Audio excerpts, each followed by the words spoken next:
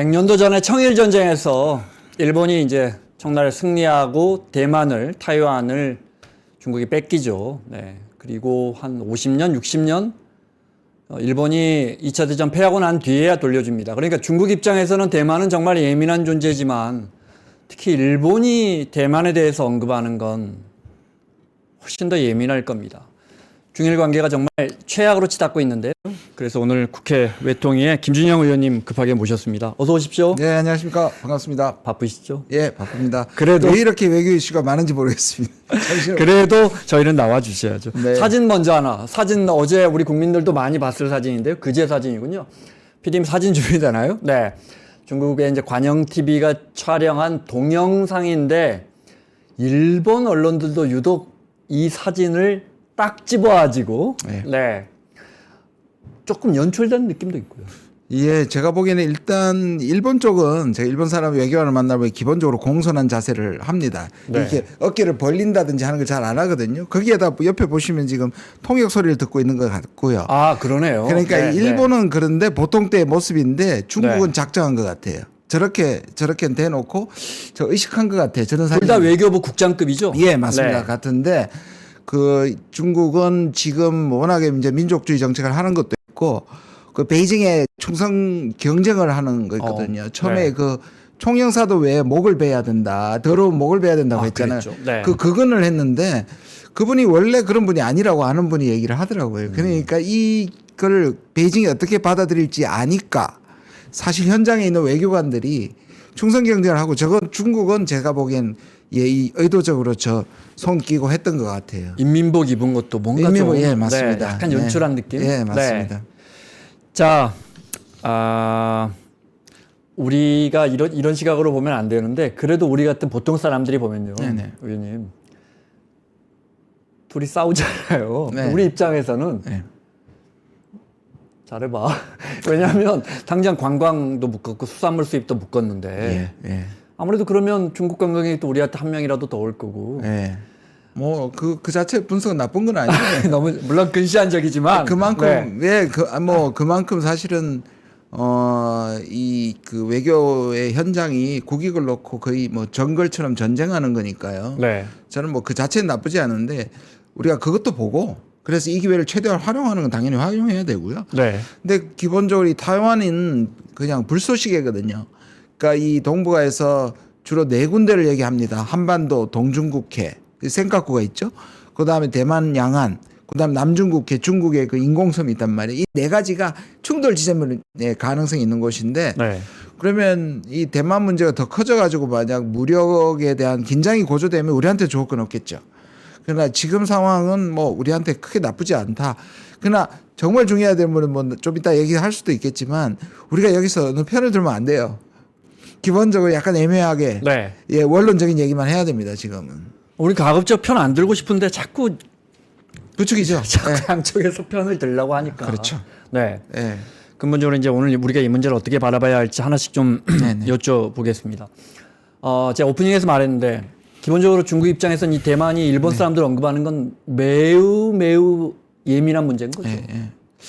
이 대만 문제를 우리 시각에서 보면요. 뭐 독립국가 같기 보이고 네. 그다음에 거의 따로 살았고 근데 또 우리가 생각하면 남북 문제를 생각하면 뭔가 통일되지 않은 두 국가 지금 특히 그렇게 얘기하는 것에 보면 중국이 저렇게까지 가는 거 오바라고 생각할 수 있는데 지금 말씀하신 역사적인 문제뿐만 아니라 중국은 실제적으로 이 대만이 하나의 국가라는 원칙이 워낙 강하고요. 특히 지금은 중국은 아까 말씀드린 그 민족주의 정책을 하고 있거든요. 과거의 공산주의 이데올로기는 사실상 인민을 붙잡기가 힘들고 네. 그러다 보니 이제 중국의 민족주의를 하는 건데요. 그런 점에서 또 하나 있어요. 중국이 이 그 자본주의로 넘어오고 나서 탈냉전 이후에 우리를 포함해 가지고 이렇게 관계 정상화를 하고 사실 일본은 우리보다 먼저 관계 정상화를 했거든요. 네. 그때 관계 정상화의 원칙이 뭐냐면 하나의 중국을 지지한다. 우리도 약속했고요. 그래서 우리 미국도 대만과 단교했잖아요. 단교했죠. 네. 근데 오늘 공식적으로 이 일본 정부에서 하나의 중국을 여전히 지지한다는 얘기가 나왔어요. 조금 꼬리 조금 내렸네요. 조금 꼬리를 네. 조금 내렸는데요. 사실 그 부분에서는 굉장히 단호합니다. 예, 중국은. 일본 입장부터 그럼 볼까요? 네. 다카이치 신임 총리가 지지율 굉장히 좋다면서요. 네. 출발이 좋아요. 네. 출발이 좋은데 이제 이 문제에서 완전히 꼬였거든요. 네. 물러날 수 있을까요? 여기서 이제 중국은 분명하게 사과하고 그 말 걷어들여라 이거거든요. 다카이치 정권이 출범할 때는 굉장히 불리했습니다. 유신의 도움을 받을 정도로 국내 정치적 기반이 나빴고 실제로 자민당 내부에도 극우서부터 온건판까지 사실상 굉장히 불안한 정권이었는데 이게 정권 교체 특히 여성 총리에 대한 프리미엄이 붙으면서 80% 네, 지지 그렇더라고요. 올라갔거든요. 그래서 또 어떻게 생각하면 다카이치가 약간 좀 붕 떴다, 좀 자신감이 생겼다. 네.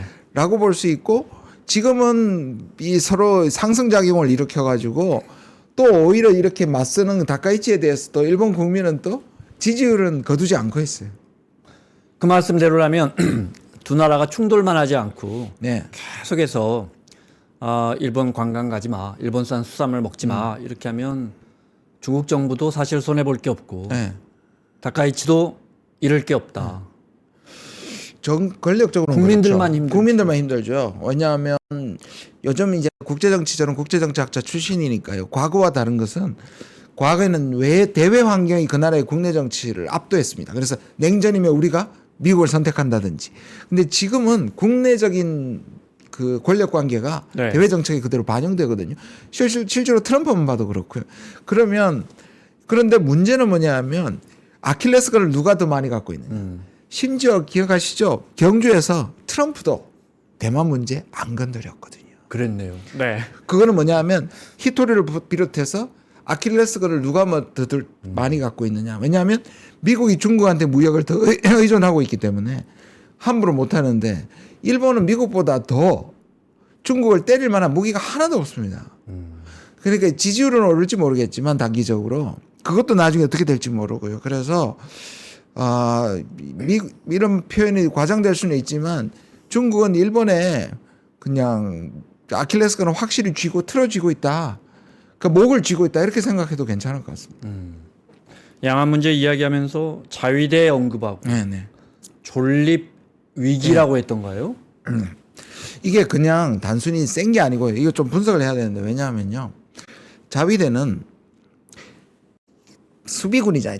순전히 수비만 한다는 겁니다. 네. 그 이름 자체가. 그래서 정상적인 군대가 아니에요. 그런데 그러면 해외 개입이 기본적으로 제한되어 있습니다. 그런데 몇 가지 예외 상황 중에 하나가 존립의 위기를 맞을 때입니다. 그래서 이 단어는 뭐하고 그대로 연결되냐면 자위대가 개입한다는 거하고 연결돼요. 우리가 존립의 위기니까 자위권을 발동할 수 있어. 예, 자위권을 발견한다는 말은 대만의 유사시에 개입한다는 말과 같은 말이 되는 겁니다. 그러니까 중국이 흥분하는 겁니다. 네. 예. 그리고 이때까지 주로 아무리 아베조차도 무슨 얘기를 하냐. 이 질문은 항상 나오는 질문입니다. 야당 쪽에서.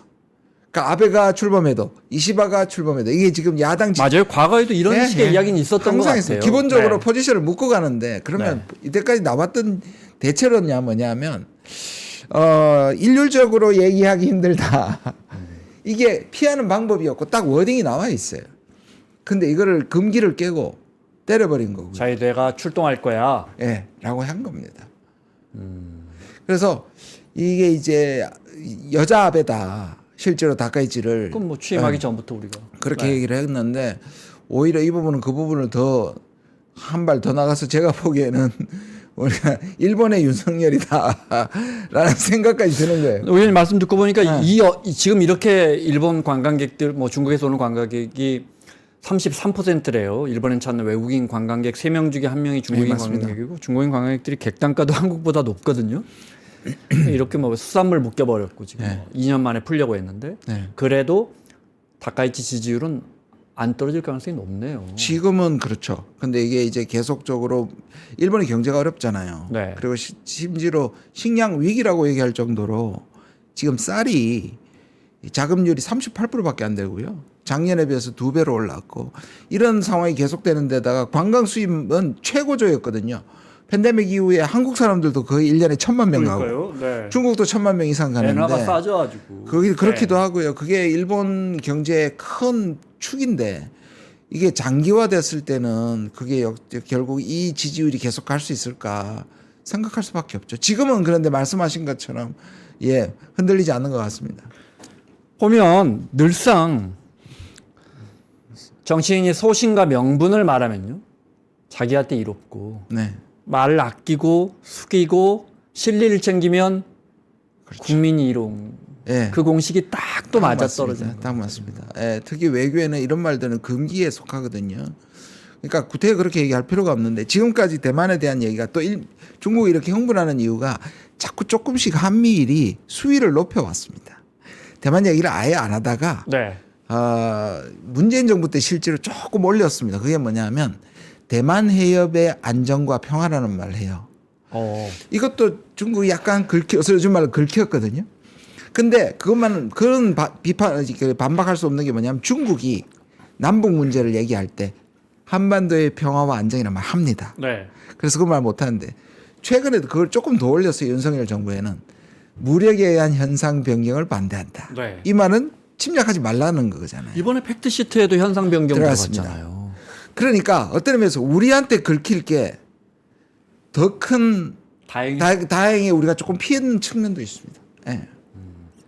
현상 변경 그 팩트 시트에서 저희 같은 경제부 기자들이 보고는 근데 이게 지금 현상을 변경하지 마. 이게 이게 무슨 표현이 원래 이런 외교에 이런 표현이 있습니까? 있습니다. 아니면 그러니까 피해 가려고 말 애매하게 만든 아니 겁니까? 미국에서는 이걸 어떻게 조사하냐면 미국은 지금 대만 관계법이 따로 있고요. 미국도 네. 단교를 했죠. 그래서 정식 국가는 아닌데 대만 관계법이라는 걸 따로 만들어서 이중적인 저희를 합니다. 그래서 미국은 두 가지 말을 같이 합니다. 무력에 의한 현상 변경을 반대한다. 이 말은 치지 말라는 거고. 네. 그러나 하나의 중국을 지지한다. 그래서 균형을 맞춥니다. 그래서 중국을 더 할 때는 이걸 앞세웁니다. 무력에 의한 현상 변경. 그다음에 중국이 반발하면 하나의 중국을 지지한다. 그런데 네. 윤석열 때와 일본은 하나만 얘기하고 있어요 지금. 그래서 한미일 장관이 남았을 때 최근에 무력에 의한 현상 변경이라고 한 발 더 나간 데다가 지금 일본의 수상의 얘기는 그냥 중국은 이걸 내버려 두면 계속적으로 자기들이 생각하는 내정의 타이완에 대만 문제에 한미일이 찝쩍거린다고 생각하기 때문에 그것도 전략적으로 사고하고 있는 겁니다. 네. 그러니까요. 우리도 담벼락을 걷고 있는데 우리도 아무래도 무게 중심을 미국 쪽으로 더 옮겨갈 수밖에 없는 상황이고 지정학적으로도 그렇고 뭐 공급망도 바뀌고 있고 뭐. 네, 근데 좋은 이제- 거는요. 네. 지금 이렇게 중이 아까 뭐 단순히 그 관광뿐만 아니라 지금 갑자기 중국이 우리한테 애정 공세를 하고 있고요. 그러니까. 일본도 우리한테 애정 공세를 하고 있습니다. 왜냐하면 생각해 보십시오. 중국이 일본을 때리는데 한국까지 저쪽으로 붙어버리면 한미일이 만들어 주는 거잖아요. 반대로 일본이 한국까지 밀어버리면 한중이 저렇게 돼가 일본이 고립되거든요. 그러니까 이 부분에 대해서 한국은 지금 이 두 나라에서 좋아할 결심들이 결심들이 쓰여 있습니다. 네. 외교라는 게 항상 그런 것 같아요. 예, 예, 작용 반작용이 맞습니다. 진짜 외교에 다한 것 같아요. 네, 잘은 네. 모르지만 중국이 우리한테 애정 공세라고 표현하셨는데 갑자기 독도가 한국 땅이라는 입장을 내나요? 예. 우리 입장에서는 뭐 당연한 이야기지만 네, 네. 과거에도 이런 적이 있나요? 이게요 잘 안 합니다. 거기는 이유가 있습니다. 그러니까 우리가 말한 샌프란시스코 조약에서 초안에 네. 미국이 이 센카쿠는 중국, 독도는 한국이라는 초안에 있다가 마지막에 둘 다 빼버려 가지고 영토 분쟁이 시작된 거잖아요. 그런데 센카쿠는 실제로 중국하고 일본이 한번 붙은 적이 있고 지금처럼 막 커졌었는데요. 우리와 정반대입니다. 그러니까 독도는 우리가 실효적 지배를 하고 있는데 일본이 찝쩍거리는 것이고 센카쿠는 일본이 실효적 지배를 하고 있는데 중국이 찝쩍거립니다. 그러니까 중국 입장에서는 독도 편을 들면 자기들이 센카쿠에 대한 명분이 적어지는 거예요. 그래서 편을 들고 싶어도 한국의 독도 편을 안 들었는데 실효적 지배하는 쪽에 편 들어주면 그러면 생각구에서 할 말이 없어요. 다오이야. 야, 다오이다오고. 다오이다오. 네. 네. 그걸 손해 보니까. 손해 보니까 이걸 말하기 힘든데 얼마나 이번에 화가 나거나 급했으면 한국 독도 편을 드는 겁니다. 우리한테는 상당히 좋은 호재라고 할 수 있습니다. 중국이 우리를 들 것 같은데 일본하고 네, 반대하면 네. 그 이유 때문에 잘 안 들었거든요. 우리 입장에서 레버리지가 확실히 강화됐다. 예, 강화됐다고 할수 일본이 있습니다. 이렇게 네. 중국과의 관계가 악화되면서 네. 다오이야 얘기 좀 여쭤볼게요. 일본이 경제하는 사람들 입장에서는 패전국이고 네. 또 브라자비로 저렇게 경제가 멍들고 하는데도 정말 일본은 정말 일관성 있게 패전 이후에 미국만 바라보면서 네. 살아왔거든요. 네, 네. 맞습니다. 근데 보면 이제 중국과 미국과의 이렇게 지정학적으로 갈등이 생기면서 보면 그 다오 위다오 네. 그러니까 이 중심으로 해서 이 지역에서 영향을 뺏기면 제1 뭐라고 합니까? 열도선? 도련선. 네. 이 부분을 뺏기기 때문이다. 네. 설명을 맞습니다. 좀 해주시면. 이게 이제 일본 내에서는 좀 다른데요. 진보적인 사람들은 그렇게 생각하지 않는데 일본의 기본적으로 아베, 특히 이제 여자 아베라고 얘기를 네. 하고 우파들은 기본적으로 일본의 과거의 제국주의의 부활 그 말은 안 하지만 기본적으로 하기 때문에 그렇다면 이 동북아에서 중국의 이 패권이 내려오는 것을 막는 저지선인 거죠. 그 저지선이 이제 동중국해에 있는 다오이다오고 그다음에 남중 아까 말한 네 번째 충돌점 이게 이제 제2도련선이 지나는 게 남중국해거든요. 그러니까 이 부분에 대해서 기본적으로 미국이나 일본은 중국을 여기서 막아야 된다는 것이고 그래서 항상 얘기하는 게 뭐냐면 한미일 특히 윤석열 때는 이런 우파들의 그 전략하고 일치했잖아요. 그래서 한미일 캠프 데이비드까지 가고 거의 동맹 수준까지 가려고 했던 그 이유가 거기 있습니다. 그럼 지금도 마찬가지로 아베 대외 정책을 이으니까 그게 사실은 또 딱 생각과 딱 걸리는 겁니다. 네. 예. 조도 대하오이다오죠. 우리 정부는 그럼 여기에 대해서는 늘 우린 잘 몰라요 이런 입장이었어요. 어느 한쪽을 조금이라도 편든 적이 있나요? 우리가 이 문제에 대해서. 저 윤석열 때는 편을 더 들었죠. 아, 그래요? 그렇죠. 중국의 그런 부분에서 사실은 그렇다고 해서 제가 아까 말씀드린 것처럼 대만에 대한 무력에 대한 현상 변경이라는 걸 얘기를 했고요. 그다음에 이제 중국이 가장 두려워하는 것 중에 하나가 한미일이 묶이는 겁니다. 그러니까 사실 지난번에 전성절에도 다 불러놓고 한국이나 미국에서는 뭐 북중러가 드디어 동맹으로 간다는 호들갑을 떨었지만 중국은 이 부분에 대해서 빌미를 주지 않기 위해서 다 불러놓고 삼자회담은 안 했거든요. 양자회담만 한단 말이에요. 그러네요. 왜냐하면 그게 빌미를 주기 때문에. 그러니까 북중러에서는 중국이 약간의 변수로 지금 북중러라는 걸 싫어하고요. 한미일은 우리가 변수입니다. 만약에 삼자회담에서 김정은 위원장이 그 자리에 3명 앉는 자리에 사진이 나왔으면 네. 김정은의 위상은 또 얼마나 높아집니까? 그렇죠. 그래서 저는 근데 이건 보여준 것 같아요. 왜 그럼 불렀느냐? 여차하면 또는 한미일이 제대로 가면 우리도 어쩔 수 없이 북중러로 간다. 근데 우리가 먼저 하진 않는다는 게 중국의 방식입니다. 결국 우리가 이 한중 관계에서 일중 관계에서 우리가 이야기할 건 우리는 어떻게 해야 할 거냐. 결국은 오 의원님한테 계속 그 질문을 해야 하는데 팩트 시트도 보면 이번에 보면 우리가 많은 걸 좀 지켜내고 어차피 우리 뭐 큰 돈을 줘야 되는 상황에서 그런데 보면 근데 왜 이렇게 가만 보면 그 행간에 전부 중국을 견제하자가 경제 관련 팩트 시트인데 행간을 뒤져보면 전부 중국을 견제하는 그렇습니다. 거기에 핵 추진 원잠도 잠수함까지 마찬가지입니다. 나오고. 그러니까 핵추진 잠수함도 이제 동상이몽인 거예요. 우리는 자주국방을 위해서 원잠을 얘기하지만 미국은 이걸 줘서 중국을 견제용으로 하라는 거죠. 그러니까요. 근데 중국은 생각보다 반발하지 않는 이유는 아직까지 모르는 거고 시간이 걸릴 거고 중국으로서는 한국이 자주국방을 하는 게 더 좋죠. 왜냐하면 지난번에 사드 때 네. 뭐라고 중국이 했냐면 한국이 사서 한국이 운용하면 괜찮다 그랬거든요.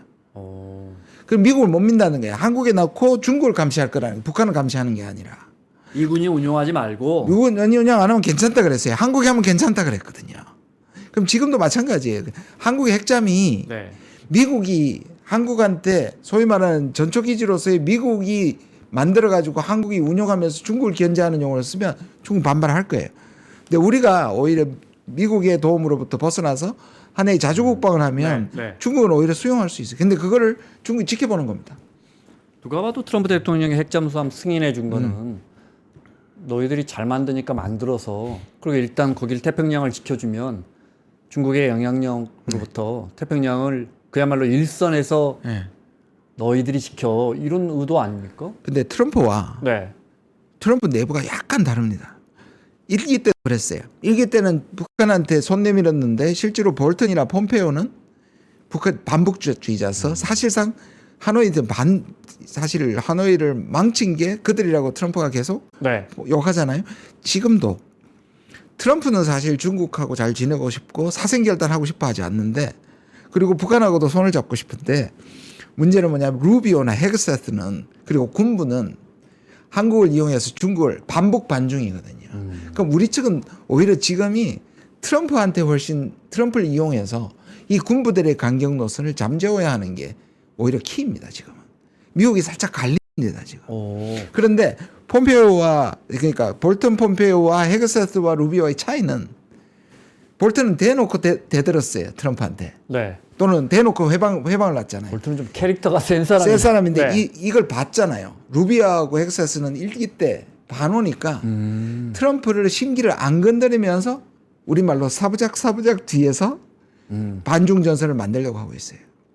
그래서 에이펙 경주에서도 한미일 외교장관을 하려고 그랬단 말이에요. 회의를. 약식으로 실제로 했고요. 그러니까 우리가 그 부분도 잘 읽어야 합니다.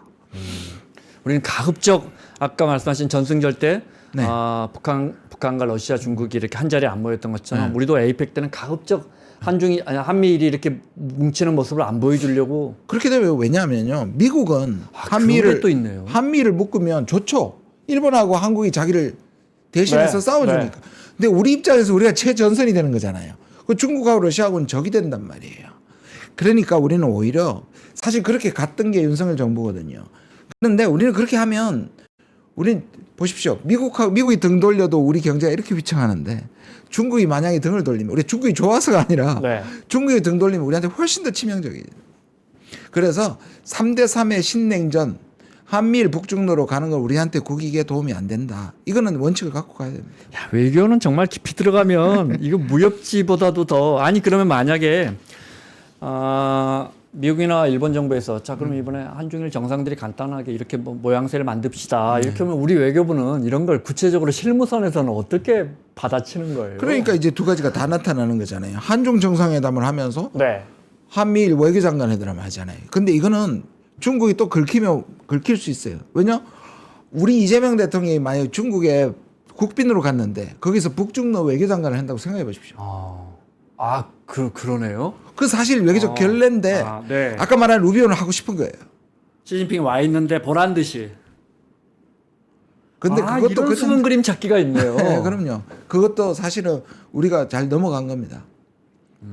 아니 혼밥을 해도 아직도 난리인데 생각해 보시오. 이 대통령이랑 시진핑 주석이 이번에 처음 이제 두 정상이 처음 만났고, 근데 공교롭게 하루 전 이틀 전에 이제 미국과의 팩트 시트가 나왔는데, 네. 아니면 한국이 미국에 투자하겠다는 거고 관세 낮추겠다는 약속인데 열어봤더니 뭐 중국을 견제하는 내용들이 쫙 이렇게 숨어 있는 그렇죠. 거예요. 숨어 있죠. 그러니까 이게 우리 정부 입장에서는 시진핑 주석 만날 때 사실은 아주 최악의 경우까지도 상정했을 것 같은데요. 그래서 네. 저는 오히려 팩트 시트가 왜 늦어졌느냐 결국 이 문제예요. 그러니까 트럼프의 관심사는 6천억 불 숫자 뻥튀겨서 가져가는 거였잖아요. 그가 예를 들어서 이런 전략적 유연성이 나면 한미일 이런 데 관심이 없을 거예요. 그래서 다 합의해놓고 근데 실제로 팩트 시트를 미국하고 맞춰갈 때는 아까 제가 그랬잖아요. 루비오 같은 사람들이 집어넣는 거예요. 대만 집어넣고. 돈 이야기 아니니까 이 문제 하나 넣읍시다. 뭐 이런 네. 식으로. 근데 우리한테는 또 중국을 자극할 수 있으니까 그러니까요. 이걸 맞춰가는데 시간이 꽤 걸렸을 거예요. 처음에 잘 모르니까요. 현상 변경에 반대한다. 이렇게 딱 써져 있어서 이거 뭐지? 그랬거든요. 네. 지금 의원님 말씀 들어보니까 하나씩 좀 퍼즐이 맞춰지는 그런 것 같아요. 대만은 이번 기회에 아무래도 일본한테 또 무게중심을 조금 더 옮겨가야 되는 거잖아요. 네네. 이런 상황에서는 네. 대만 정부에서 일본산 초밥 된장국 인증샷을 올렸다고. 예. 이게 참 보면 중국도 국민당 정부가 쓸 때는 친중, 상대적으로 친중이고 민진당은 반중이 되잖아요. 그리고 실제로 민진당은 지난번 선거에서 거의 질 뻔했는데 두 가지 때문에 이겼습니다. 3명이 나오면서 저쪽 국민당하고 중도파가 나오면서 표가 갈라졌고요. 하나는 이제 홍콩 사태의 여파로 그 이제 중국이 개입하는 거 보고 우리가 만약에 중국이 한테 우리도 저렇게 되겠다. 저렇게 될까 이게 사실 마지막 그래서 대역전극을 했거든요. 그래서 이 대만의 민진당 정부는 세게 나갈 때는 지금처럼 반중을 가야 되는데 근데 또 실제로 내부 국민들은 너무 반중으로 가서 위기를 자초하는 게 옳은가 여기에 대한 불만도 존재합니다. 아니 그러니까 국민당이 집권한 적도 있었겠죠. 네, 그럼요. 네. 네, 그때는 굉장히 좋았습니다. 서로 교류도 많았고. 근본적으로 대만 사람들이 일본을 바라보는 건 우리보다 훨씬 더 긴 식민지를 겪었지만 네네. 우리하고 다르죠. 네. 대만은 사실 양쪽으로부터 피해를 입은 거잖아요. 실제로 그러니까 소위 말하는 중국 본토지만 공산당으로부터 쫓겨난 거잖아요.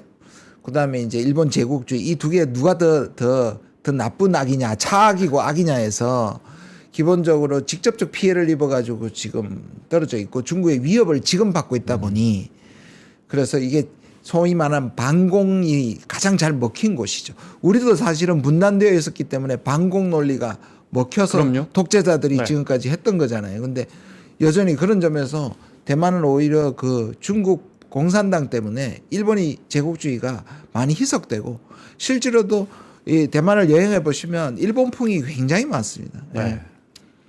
아 일본 사람들이 우리 경제를 발전시키는데 초석을 쌓았어 초석을 이렇게 쌓았다고 생각한다면서요? 그럼요. 그렇고요. 어떻게 그렇게 생각할 수가 있죠? 그러니까 아까 말씀드린 지금 아니, 우리는 네. 좀 우리는 저항하다가 좀 많이 정말 호되게 당한 케이스고. 그렇죠. 거기는 그렇지 않다던데. 그리고 그것도 있어요. 그래도 맞아요. 식민지인데. 식민지죠. 근데 뭐 그런 경우가 있겠죠. 그렇게 따지고 보면 미국은 영국의 식민지였는데 미국은 우리 영국에 자기들이 지금 이렇게 자신감이 있으니까 오히려 네. 뭔가 이 좋은 가구라든지 이런 전통을 얘기할 때는 식민지 시대를 얘기해요. 컬러니얼 피어리어드라는 말을 하거든요. 그러니까 네. 적어도 이 대만 사람들한테는 반중 정서가 오히려 친일, 그러니까 일본에 대해서 우호적인 것들로 굳은 것 같다는 생각이 듭니다. 예. 실제로 경제적 관계도 엄청 긴밀하고요. 지금 교류도 많고 그렇죠. 다음 카드는 히토류 거다. 예, 예. 근데 의원님 말씀 듣고 보면 이 카드는 당장은 안 쓸 것 같아요. 당장은 안 쓸 것 같습니다. 중국도 저 계속 이렇게 가는 게 부담스러울 수도 있고요. 이거는 히토류가 걸리면 이게 히토류라는 문제가 예를 들어서 한국, 대만, 일본이 기본적으로 이 연결이 돼 있잖아요. 특히 반도체 같은 게 다 연결이 돼 있단 말이에요. 장비 같은 게 다 연결이 돼 있는데 그게 대만에서 만들어서 일본에 가가지고 완제품이 되기도 하고 그러면 이 히토류는 일본만 충격을 주는 게 아니라 전체 공급망에 충격을 줄 수 있는 문제라서 네. 그거는 상황이 더 나빠지기 전에는 아직은 안 쓸 것 같다는 생각이 드는데 또 모르죠. 이게 뭐 거의 청일 전쟁 이후로 최악의 관계라고 얘기하니 지난 일주일 동안 나온 조치들이 그야말로 홍수예요. 홍수 본물이에요. 그렇습니다. 예. 뭐 하루가 멀다 하고 네, 계속 저희 되고 방송 끝나고도 무슨 조치가 나와 있을지 모를 만큼 예, 정말 전격적으로 이루어지고 있거든요. 그러니까 쉽게 말해서 시진핑 주석이 지금 뭐 일본과는 다 닫아 뭐 이런 분위기란 말이죠. 우리가 이걸 잘 봐야 되는데요. 저는 중국이 아무리 발전해도 미국을 초월할 수는 없는데요. 위기 때 누가 더 견디느냐는 중국이 내핍의 달인입니다. 팬데믹 때도 보십시오. 그러니까 일종의 권위주의의 역설적 장점이에요. 이게 통제돼서 사람이 죽어나도 여론이 없으니 이게 불행인데요. 그러나 체제 대 체제에 견딜 때 네. 미국이 만약 그런 방식으로 유럽이 그런 방식으로 못 견디잖아요. 근데 중국은 견뎌요. 이 내핍의 일가견이 있기 때문에 지금 그런 데다가 일본에 대해서 훨씬 더 지렛대가 많은 상황에서 일본이 당할 수 없을 겁니다. 민족 감정도 예. 공산당 정부가 조금 유도하는 것도 있는 것 같고 실제로 제가 굉장히 세요 느끼는데 민족 감정이 진짜. 그리고 중국이란 나라가. 저게 생겼어요. 과거에는 열등감이 분노로 갔는데 중국 지금 되게 자신감이 있어요. 미국도 버텨냈다는 이 자신감이 일종의 민족적 자긍심이잖아요. 그게 있기 때문에 쉽지 않을 겁니다. 예. 아니 뭐 반도체나 뭐 드론뿐만 아니고 유럽에 차 파는 것도 일본만큼 파니까 이제. 와, 저 깜짝 놀랐습니다. 지금 그 자율주행 상하이하고 상해하고 베이징 사이를 무인 트럭이 가보셨어요?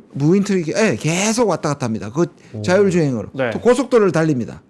어디죠? 24시간. 거기 어디 이선 도시였는데 거기는 뭐 완전 그게 한국 사람들 관광 상품이라는데요. 너무 신기하니까. 전 베이징에서 그 화웨이 단지를 갔는데 완전히 무인 모든 것이 무인이었고요. 좀 겁날 정도로 발전하고 있습니다. 그리고 중국은 이 데이터를 모으는데 윤리적이나 여론이나 이런 데 대한 전혀 방해를 안 규제가 받으니까 있겠어요. 뭐. 그러니까 이게 엄청난 겁니다, 사실은. 화웨이 초대받아서 가신 거예요? 예, 우리 이번에 해외 국감 갔을 때 거기 갔는데 좀 무서웠습니다, 사실은. 안에까지 들어가게 해주세요. 예. 어떠셨어요? 이야기 좀 해주세요. 저희 매우 궁금합니다. 게다가 화웨이잖아요. 예, 기본적으로 미중 갈등의 정말 예. 가장 가운데 있는 기업입니다. 연구센터거든요.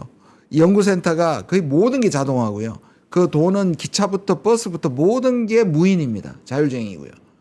그리고 어마어마한 돈을 넣어서 투자해가지고 개발하고 있고요. 그러니까 중국이 지금 얘기하는 건 뭐냐면 미국이 막아도 얼마든지 국산화 우리가 수출 규제를 일본으로 받았을 때 하는 것처럼 문제는 불량률이라는 거예요.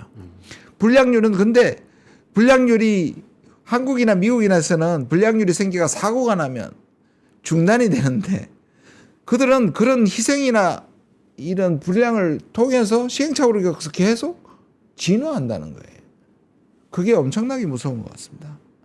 제가 그것도 그렇고 전성절에 하나의 에피소드가 있는데요. 네. 과연 휴머노이드 로봇이 열병식에 나오느냐가 관심이었어요. 결국 안 나왔는데요. 네. 이유가 배터리 때문이었어요. 왜냐하면 그걸 준비하기 위해서 이 군인들이 10시, 11시에 열병식인데 새벽 2시에 기저귀 차고 다 대기하고 연습하고 있었어요. 근데 그 연습을 휴머노이드 로봇에 시키면 중간에 배터리가 멈출 수가 있거든요. 그러니까 아직 4족 보행, 2족 보행 다 갖췄는데 배터리가 자체 에너지를 생산하지 못하는 한 그게 2-3시간밖에 안 간다는 거예요. 그게 망신당할까 봐 미리 준비를 못하니까. 내가 못한다는 거예요. 아 열병실은 막 몇 시간씩 그냥 이렇게 그렇죠. 이동하고 준비하는 시간 뭐 리허설하는 새벽 시간 2시부터 11시까지 그때 배터리가 서 못 있었어요. 버티니까. 네.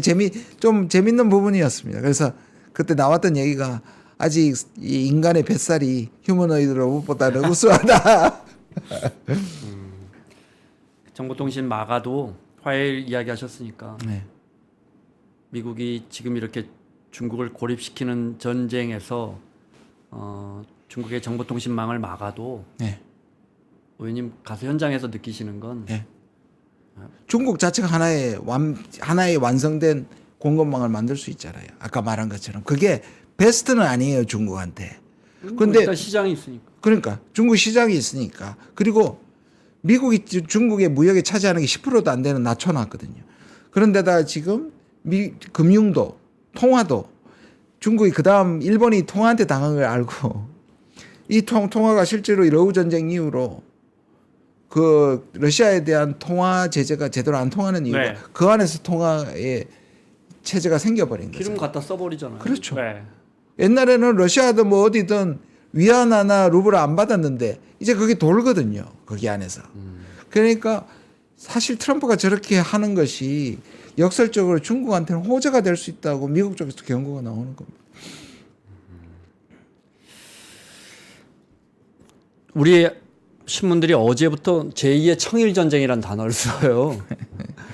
의원님 말씀 듣고 보면 이건 너무 앞서간 것 같고. 근데 이제 아니 지정학적으로 여기저기서 자꾸 뭐 어디서 충돌하려고 하니까. 네. 그런데 이제 우린 정말 양안 관계도 있지만 만약에 제2의 청일전쟁 이야기 나오면 당장 우리 자본시장 어떻게 되겠습니까? 그럼요. 이런 가능성은 어떻게 보십니까? 저는 뭐 거기까지 갈지 않을 거라고 생각합니다. 근데 사실 그 중국이 타이완을 칠 수 있습니다. 그리고 이런 식으로 가면 가능한데요. 치고 싶지 하지는 않습니다. 왜냐하면 중국이 그 정도의 리스크를 할 가치가 없다고 여기는 겁니다. 많은 사람들이 이렇게 얘기해요. 2027년에 이게 소위 말하는 2027년 침공론입니다. 이게 미국 조야에 네. 와싱턴과 전직 군인들이 27년에 반드시 친다. 이게 프레임인데요. 왜냐하면 그렇게 말하는 이유가 그때가 사연임을 결정하는 겁니다. 2년 후에. 시진핑이. 네네네. 그러니까 시진핑이 네. 국내의 지금 어려움이나 13년 됐거든요. 예, 네. 그거를 정당화하기 위해서 통일을 시도할 것이다라는 게 미국에서 만든 시나리오예요. 근데 중국은 그거 아니라도 사연이면 얼마든지 할 수 있고요. 그다음에 그 리스크를 감당하지. 근데 문제는 자꾸 이렇게 부추기거든요. 그러면 위험하고요. 그리고 전쟁이 났다 칩시다. 미국이 이길까요? 왜냐? 미국하고 중국이 전쟁을 했을 때 과연 전면전을 할까요? 그럼 인류가 다 죽습니다. 지금 러우 전쟁처럼 핵은 안 쓰겠죠? 그러면 어떻게 되냐면 국지전이 되겠죠.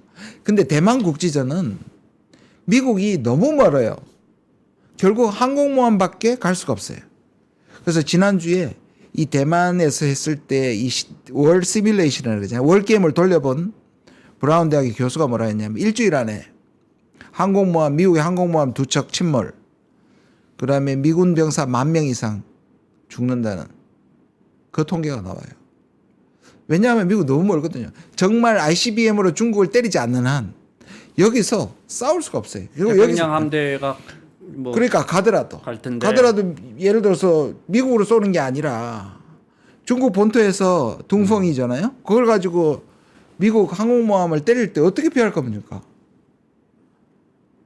항공모함 2대와 1만여 명의 이 일주일 안에 희생당할 것이라고 그런 월게임이 나온 겁니다. 이분은 20년간 네이비에 있었고 해군에 있었고요. 네. 지금 브라운대 이제 군사학 교수인데 그래서 타이완이 과연 미국의 치명적 이익을 그러니까 이 핵심 이익인가 아니다라는 결론인 거예요. 위원님 보시기에 만약에 양안 관계가 팡 터지면 예. 미군이 참전하고 네. 자위대 참전합니까? 자동으로? 저는요 실제로 아까 말씀드린 안 일어날 것처럼 일어나면 우리는 그냥 끌려 들어갑니다. 블랙호스로. 왜냐하면 일본부터 여쭤볼게요. 예. 일본은 반드시 들어옵니까? 왜냐하면 오키나와가 있잖아요. 왜 오키나와가 나 한국이 기지가 될 수밖에 없습니다. 생각해 보십시오. 항공모함도 기지가 되지만. 그러네요. 그럼요. 그리고 결국 미국도 똑같아요. 미국에서 본토는 못 쏘지만 결국 여기서는 쏠 거 아니에요. 네, 네. 또 적어도 대만은 쏠 거 아니에요. 그럼 우리는 다 들어가는 거예요. 그래서 저는 오히려 미국에서 이런 프레임을 얘기하는 이유가 실제로 중국이 대만을 치지 않더라도 한미를 묶어놓기 위한 미국의 군사 전략가들의 이거는 의도다. 계획이라고 저는 보는 거예요. 그래서 제가 지난 4월에 대만 유사시에 우리는 개입하지 않는다는 결의안을 제가 제출했어요. 근데 이게 미적지근합니다. 왜냐하면 아직 민주당도 지금 제가 냈지만 이걸 통과시켜 주는 게 부담스러운 겁니다. 네. 미국을 자극할까 봐. 네. 저는 이거 통과시켜야 된다고 생각해요. 아까 말씀드린 것처럼 전쟁이 나면 끌려 들어가겠지만 그 전에 우리가 선을 그어야 그런 방식으로. 잠깐만요. 어이구. 자동으로 끌려 들어갈 거라는 부분을 좀 자세히 설명해 주실래요? 아니 왜냐하면 여기 미국이 우리가 알고 있는 거랑 많이 다른 것 그럼요. 같습니다. 보통 사람이 알고 있는 거랑. 결국 자 보십시오. 미국이 본토에서 자 전쟁이 만약 났을 때 아까 말씀드린 것은 ICBM으로 중국 본토를 네. 때린다는 거는 거의 이제 그럼 뭐 괴멸 전면전이고. 안 하잖아요. 네. 그럼 남는 게 항공모함인데 네. 항공모함이 얼마나 취약합니까? 중국 근처 가서 때려야 되잖아요. 항공모함은 멀리서 못 때리잖아요. 네. 그다음 핵을 쓸 거 아니라면 가까이 가야 되잖아요. 그러니까 아까 말한 것처럼 그거는 중국한테 취약한 거죠. 중국이 미국 본토를 서로 본토를 공격하는 건 미국보다 전력이 약하지만 그래서 우리 브런슨이라는 그 연합사 사는 게 뭐냐면 이거 거리의 폭정이다. 미국이 거리가 너무 멀다는 거예요. 그래서 한국하고 일본이 중요하다고 얘기하는 거고. 그러면 항공모함뿐만 아니라 한국 기지와 그러니까 우리 여기 있는 평택과 오키나와와 괌이 결국 갈 수밖에 없죠. 여기서 발진을 할 것이고. 의원님 말씀은 주한미군의 자동 파견을 말씀하시는 거예요? 우리 전력의 파견을 말씀하시는 거예요? 아니 일단 저 주한미군이죠. 주일미군, 주한미군 네, 괌에서 그렇죠. 발진하겠죠. 네, 네. 그런데 거기서 발진하는 데를 때리겠죠. 중국이.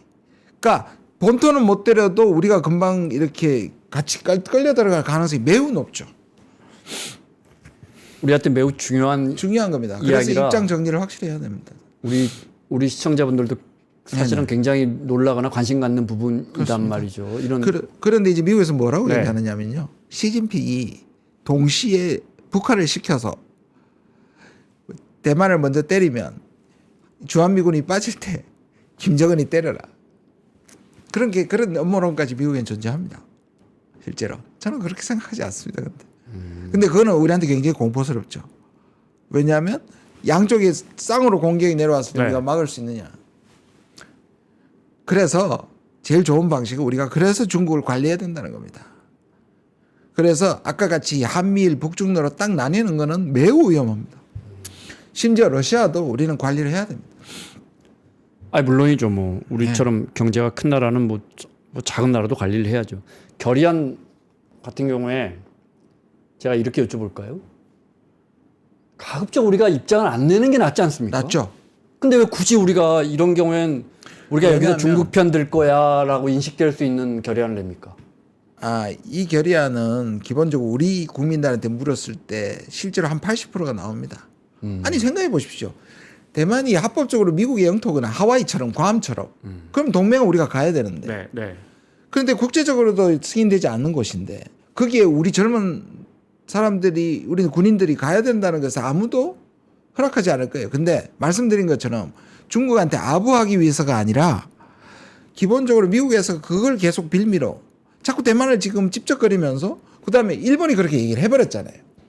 그래서 일본이 그렇게 얘기했기 때문에 제가 뭐라고 그랬냐면 일본 국회의원들한테 진보적인 입헌민주당 국회의원들 뭐냐 동시에 내자 한일에서 오히려 여당은 못 내더라도 네. 전 3당이잖아요. 그래서 야당이잖아요. 저는 다른 소리가 국내에 있다는 걸 보여주기 위해서 저는 필요하다고 봐요. 그게 결국 저는 중국한테 친중이라고 생각하지 않습니다.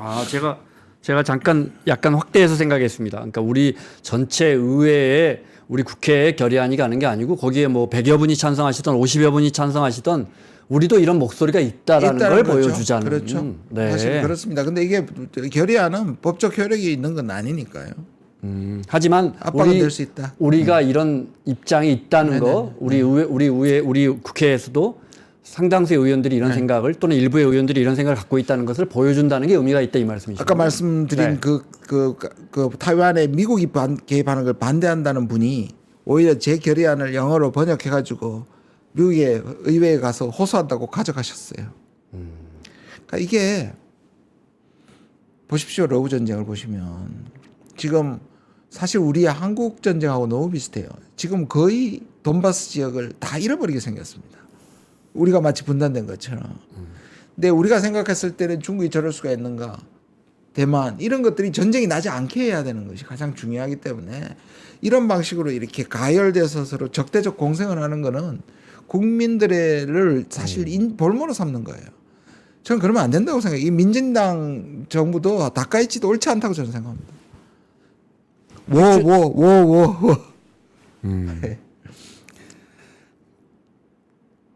핵 추진 잠수함은 어떻게 보십니까? 우리가 늘 뭐 이거 노무현 정부 때부터 추진했던. 근데 막상 갖게 되니까 또 일부 보수 언론에서는 또 굳이 우리가 이걸 가져야 되느냐. 또 저희처럼 경제 채널에서는 비용 문제 나오고 우리가 서너 척은 있어야 그것이 한 척 갖고는 아무 소용도 없다면서요. 편대가 있어야. 예, 한 네 대가 있어야죠. 그렇다면서요? 한 대는 항상 이제 그거를 좀 정박해서 예비용으로 두고 3면을 하기 때문에 최소 네 대가 있어야 되는데요. 그리고 저는 이 전까지는 저는 반대였습니다. 일단 왜 반대였냐면은 기본적으로 우리나라의 이 3면이 기본적으로 3, 40m 수심밖에 안 되는데 100m에 해당하는 이 움직이면 훨씬 더 잘 들킬 것이고요. 그다음에 우리가 대양 해군으로 간다는 전체 전략이 세우고 난 다음 네. 그다음에 가야 되거든요. 예를 들어서 우리가 우리의 구축함이라든지 적어도 준 항목급을 가질 것이냐 이것도 따져봐야 되고요. 그렇게 되면 왜 그러면 오커스 호주를 줬냐? 호주를 중국 견제용으로 끌어내기 위해서 미국이 준 거예요. 그랬죠. 네. 그러니까 그런 게 우리가 다 따져봐야 되는데 그러나 적어도 저는 우리가 이 카드를 확보한 건 나쁘지 않다고 생각합니다. 그래서 또 하나는 지금 러우 전쟁을 보면 거의 드론이 전쟁하고 있거든요.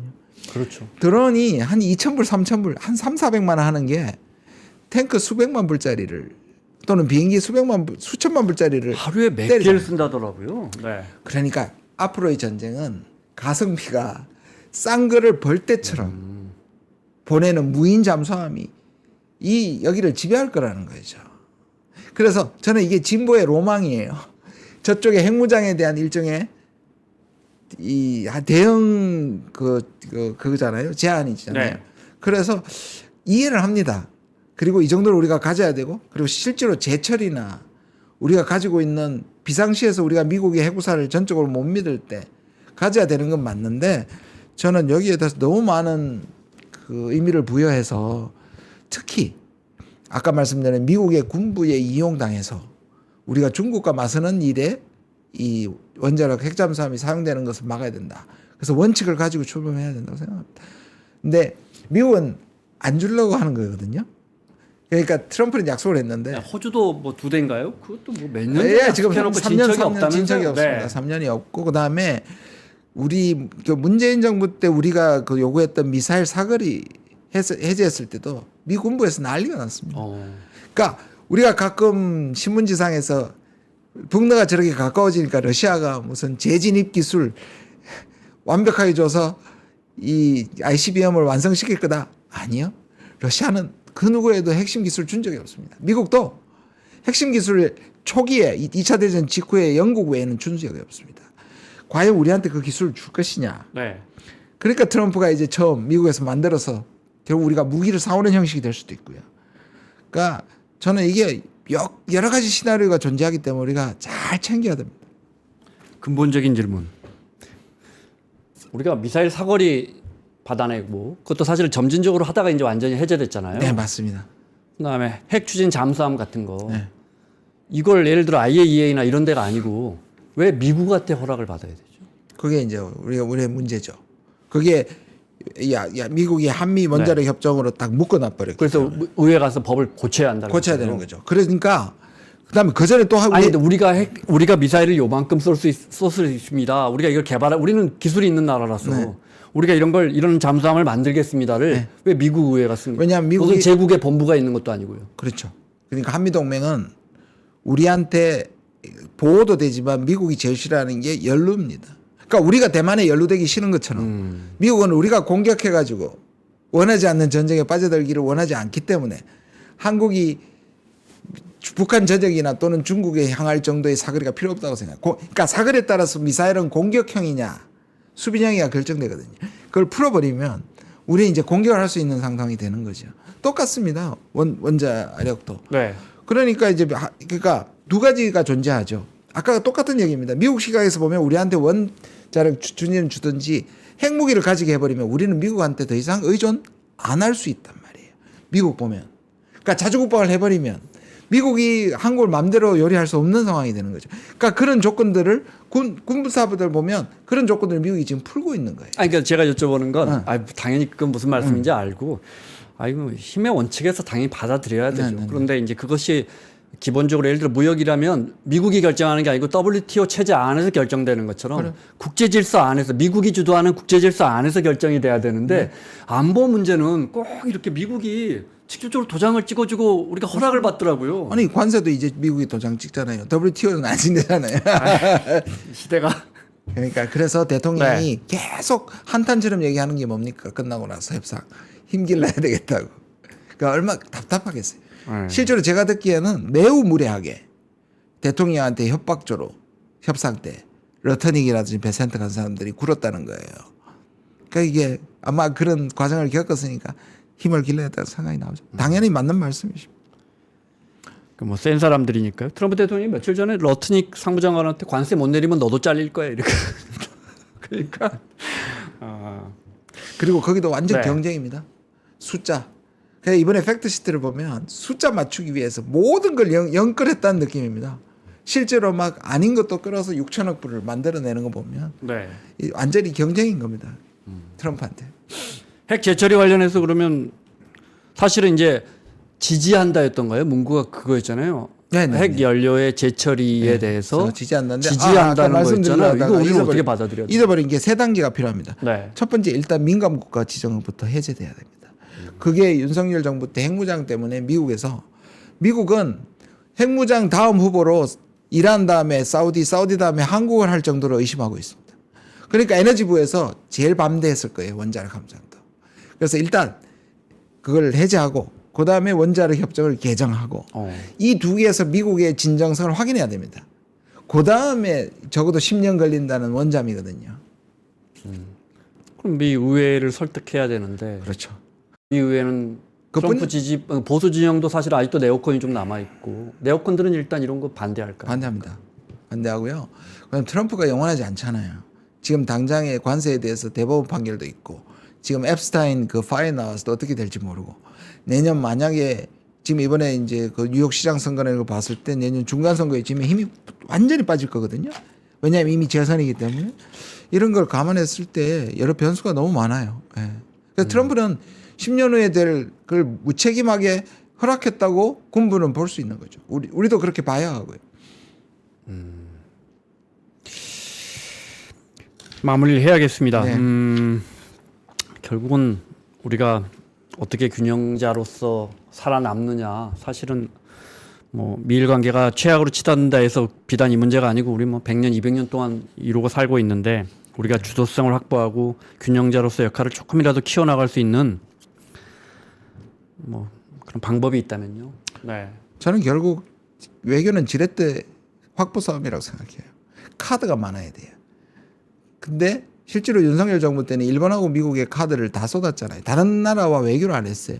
그러면 우리가 상식적으로 생각해도 다른 나라는 우리를 만날 필요가 없죠. 미국하고 일본 만나면 끝이에요. 그래서 일본한테도 미국한테도 변수가 되는 카드를 만들어야 되고 그게 중국이고 지금 대통령이 가겠는 그게 글로벌 사우스고 그래서 다변화가 제일 중요하다고 생각합니다. 외교 다변화가. 그래서 이게 안 통할 때는 이거 예를 들어 지금 우리가 중국하고 사이가 나빴다면 지금 상황에서 누구 편을 들었겠어요? 일본 편을 들었을 거 아니에요. 네. 네. 윤석열 정부였으면 일본 편을 들었을 수도 있어요. 그러니까 그게 카드가 적어서 그런 거예요. 그러니까 우리가 상황에 따라 쓸 수 있는 카드를 장전해놔야 된다 이렇게. 그럼 또 중국에서 한국 오는 관광객 닫고 뭐 우리한테 그렇겠죠. 무역 제재하고 이랬겠죠. 그렇죠. 네. 그러니까 지금은 우리가 중국이나 하고 정상회담을 했기 때문에 이 부분에서 우리는 오히려 반사 이익을 받는 거예요. 그래서 말하는 게 외교는 51대 49의 예술이다. 그리고 외교는 흑백이 아니라 회색이다. 그러니까 회색 분자가 돼야 돼요. 그러니까 우리하고 우방한테도 뺏기면 안 되고 우리하고 적대적인 국가도 관리해야 된다. 이게 사실 외교의 기본인데 그게 참 쉽지는 않죠. 회색 분자가 돼야 한다. 그럼요. 외교는 회색 분자가 돼야 된다. 지금 아까 제가 제일 먼저 다카이 총리 이렇게 멋지게 소신 명분 발언했는데 결국 손해 보는 건 맞습니다. 기업들, 맞습니다. 자영업자들, 일본 국민들 아니겠습니까? 네, 말은 멋있죠. 네. 만약에 외교에서요 미국과의 우리 협상단이 관세 협상하면서 핵 추진 잠수함을 얻을 수 있을 것 같아요. 네. 그러면 우리 외교부가 미리 중국에 살짝 언지를 줍니까? 모르겠습니다. 진짜 모르겠습니다. 너무 근데 예민한 거 여쭤봤네. 아니면 네. 그날 발언은 대통령이 굉장히 작심하고 들어간 것 같고요. 외교부도 준비 못한 것 같아요. 근데 차후에 오히려 중국한테 얘기했을 수는 있습니다. 왜냐 트럼프한테 얘기할 때는 중국 추적하는데 필요하다 애로가 있다 그랬거든요. 네. 그거는 굉장히 그럴 수 있는데 그 다음에 중국과 어떤 얘기를 했을 가능성이 그 사후에 있었을 것 같습니다. 근데 저는 제 추측입니다. 알겠습니다. 핵 제철이 그러면 미 의회에서 한미 핵 협정 개정안이 나오기 전까지는 우리는 아직 플루토늄이나 우라늄 농축 못합니까? 못합니다. 예. 그거 쉽게 안 해줄 겁니다. 그래서 아까 말씀드린 우리가 진정성을 확인하기 위해서라도 원자력 협정부터 개정해야 됩니다. 그 전에 아까 말한 민감 국가 지정부터 해제해야 됩니다. 그야말로 그냥 말로 하는 약속일 뿐이네요. 지금은 그럴 수도 있다. 그래서 제가 말하는 게 이 협정 후에 경제도 관세도 그렇지 거의 뭐 해석 투쟁, 해석 전쟁, 실행 투쟁이다. 실행 투쟁이다. 해석 전쟁. 여기까지 듣겠습니다. 지금까지 최악으로 치닫는 중일 관계 관련해서 우리 국회 외통위의 김준영 의원님 함께했습니다. 고맙습니다. 고맙습니다. 하버드 대학교의 수업 현장이 위스덤 칼리지에서 재현됩니다. In fact, let's give a microphone back here. Both of you stand up, but because we want to discuss this. So, can you stand up also? All right. See if you can persuade. 소름 돋는 통찰, 끝없는 기립박수, 이 놀라운 순간을 만들어가는 건 바로 위스덤 칼리지와 당신입니다. 가끔가다 한 번씩 진행되는 특강이냐고요? 아니요. 2026년도부터 각 분야 최고의 전문가 17명의 꿈같은 강의가 계속 이어집니다. 당신의 삶을 바꿀 기회, 지금 최저 등록금 기간 위스덤 칼리지 2026 학년도에 입학 등록하세요.